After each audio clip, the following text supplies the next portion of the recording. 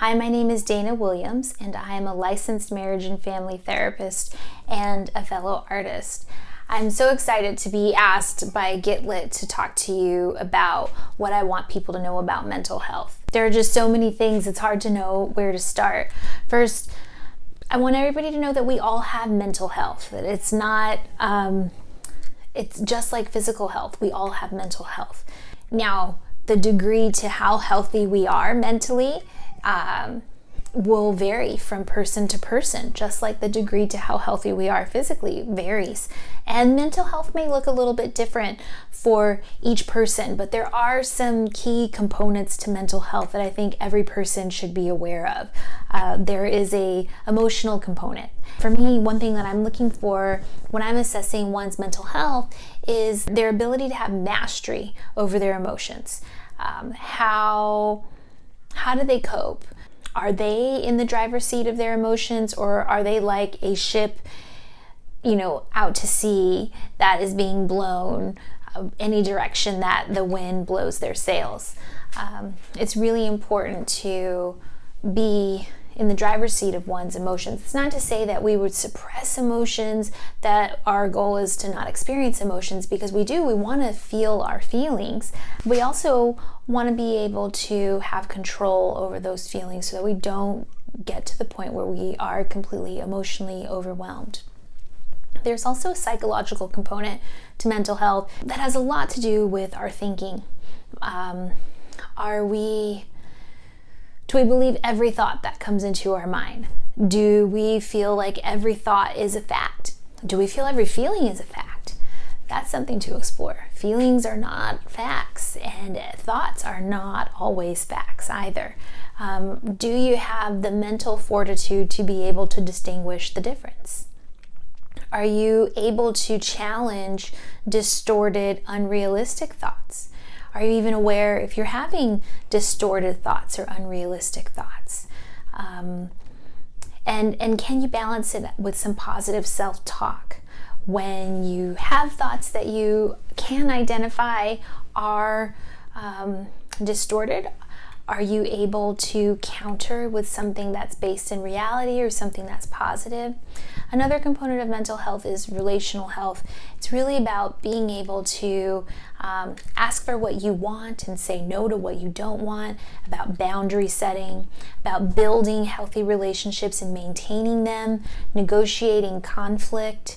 And I believe a really strong part of mental health is having a strong sense of self, understanding that you watching this video have inherent value, that you are important, that you have purpose, that you have something to contribute to the world, and understanding your sense of self-worth, right?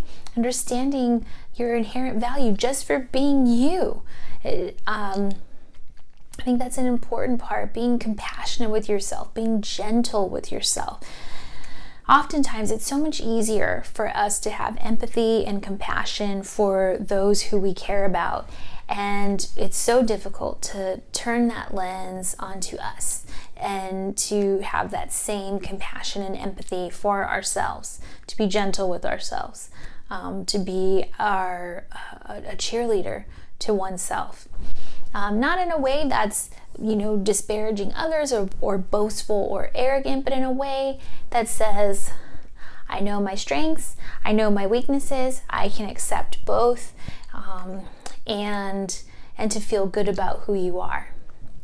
So I think that's really important. Another thing I want people to know is that mental health does not equate to mental illness, right?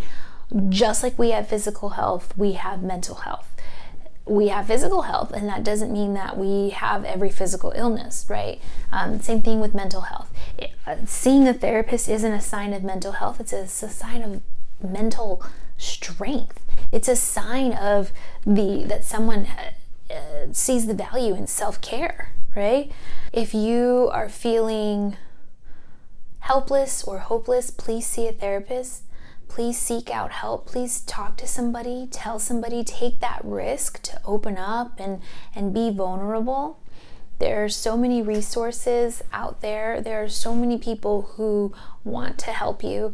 If you go see a therapist and you don't feel like it's a good fit for the first time, please don't give up. Try again. Sometimes it can take having a few meetings or a few sessions with people before you find that right fit. Just like if you go shopping, not everything you try on you're going to love. Not everything that you try on is going to fit. The same thing with therapy. Not every therapist is going to be able to connect with you, and vice versa. So you may need to keep going, and it doesn't mean that therapy won't work for you. It may just mean that it's not a good match between you and that particular therapist that you weren't feeling that connection with. Exploring one's creativity can also be a really powerful expression of mental health. Creativity is a place to explore the light and the dark of one's mental health, the good and the bad, the difficult and the easy. It's a place where we can be vulnerable, where we can express our pain, and it's also a place where we can express our hope and our joy.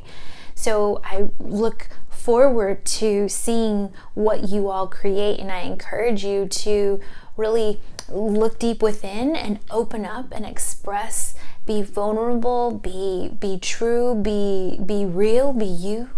You have something important to contribute to this world, and we need to hear it. So please share with us, and I thank you for sharing with us and for being courageous enough to do so.